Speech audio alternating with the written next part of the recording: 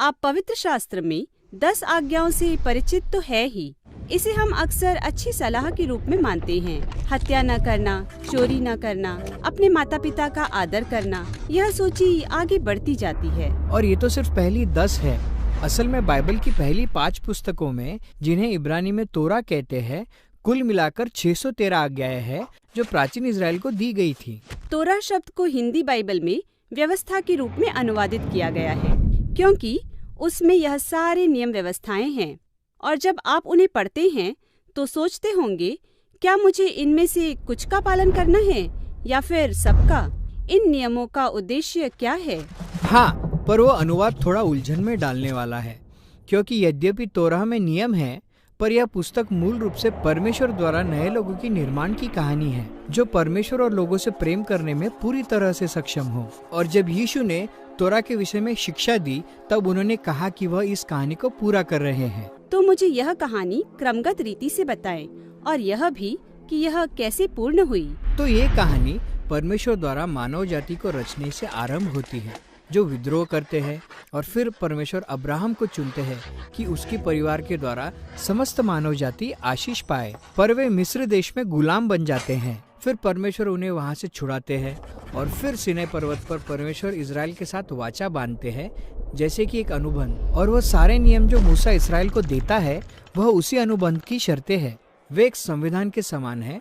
अब कुछ नियम रीति रिवाजों के बारे में है जो इजराइल को अन्य देशों से अलग कर देते हैं।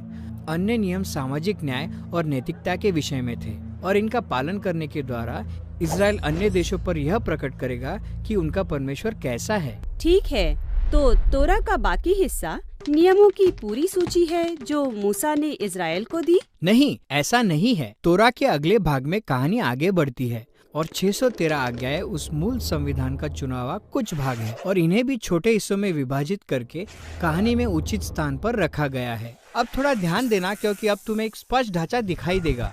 मूसा इस्राएल को नियम का पहला हिस्सा देता है, किसी अन्य ईश्वर की उपासना न करना, कोई मूर्ति न बनाना। और फिर उसके तुरंत बाद वहाँ इजराइल द्वारा इन नियमों को तोड़ने की कहानी है।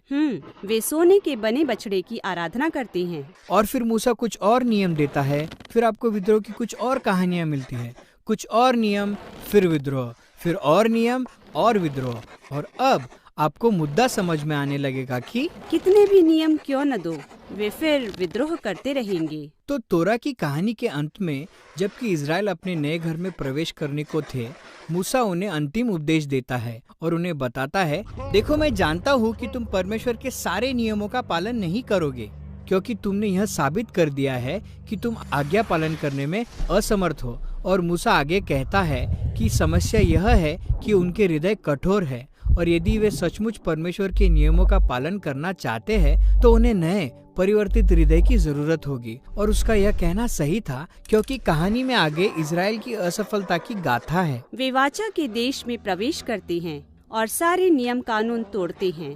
अब यहूदी पुस्तकों का अगला भाग भविष्यवक्ताओं की 15 पुस्तकें हैं, और उनमें इस कहानी की प्रतिछाया दिखाई देती है। उदाहरण के लिए यहेजकेल ने कहा कि यदि इजराइल को व्यवस्था का पालन करना है तो परमेश्वर के आत्मा को उनके कठोर हृदयों को बदलकर नर्म बनाने होंगे। और यिर्मयाह ने कहा कि जब परमेश्वर की आज्ञा उनके हृदय की गहराइयों में लिखी होगी तो उनका पालन कर्तव्य के समान नहीं होगा। और यशायाह ने इजराइल को उनके भावी अगुए मसीहा की प्रतिज्ञा स्मरण कराई, जो सब लोगों को व्यवस्था का पालन करने में अगुवाई करेगा। यहूदी परंपरा में इन सभी पुस्तकों को भविष्यवक्ताओं की पुस्तकें कहा गया है। इन्हें इतिहास की पुस्तकें भी कहा जाता है, क्योंकि वे भविष्यवक्ताओं के दृष्टिकोण से कहानी को जारी रखते हैं। ठीक, तो अब हमारे पास व्यवस्था और भविष्यवक्ताओं की पुस्तकें हैं, और वे इजराइल के द्वारा संपूर्ण संसार को आशीषित करने की संयुक्त कहानी को प्रकट करती हैं, जिसके लिए उन्हें एक नए हृदय की आवश्यकता है। हाँ, और यीशु ने अपने आप को उस कहानी को आगे बरकरार रखते हुए देखा। इसलिए जब उन्होंने यह शिक्षा दी कि मनुष्य के हृदय से मानवीय स्वभाव की सबसे बुरी बातें निकलती है, तो वह व्यवस्था और भविष्यवक्ताओं से सहमत थे।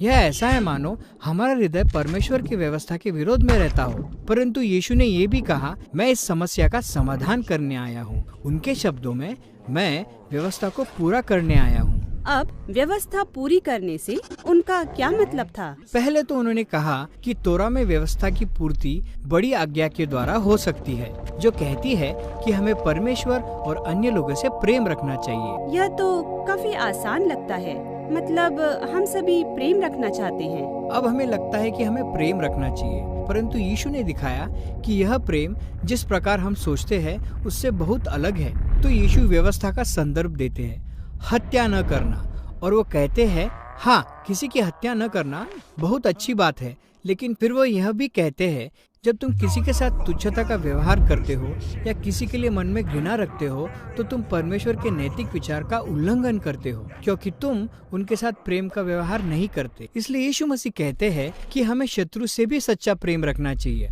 अब भले ही यह आज्ञा आसान दिखाई दे, पर यीशु दिखाते हैं कि हमारे हृदय अभी परमेश्वर की बुनियादी आज्ञा का पालन करने के लिए भी तैयार नहीं है, और यह निराशजनक है। परंतु जहाँ इसराइल असफल रहा, वही यीशु इस कहानी को पूर्णता तक ले आए।